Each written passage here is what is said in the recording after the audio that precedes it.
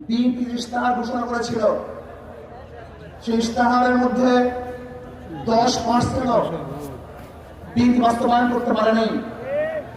এমনকি 2001-এ বিএনপি ইশতেহারের 1 নম্বর শর্ত তারা পালন করতে পারেনি। আমি বিশ্বাস করি আগামীতে ক্ষমতায় কে যাবে না যাবে জানি না, কিন্তু বাংলাদেশের জনগণ কোন দুর্নীতিবাজ, চাঁদাবাজ, দখলবাজ, খুনিদের ক্ষমতা দিবে না। বাংলাদেশের জনগণ রক্ত দিয়েছে, জীবন দিয়েছে বাংলাদেশে চাঁদাবাজি করার জন্য নয়, খুন করার জন্য নয়, দেশকে দখল করার জন্য নয়, দুর্নীতি করার জন্য মানুষ রক্ত দেয়, জীবন দেয় নয়।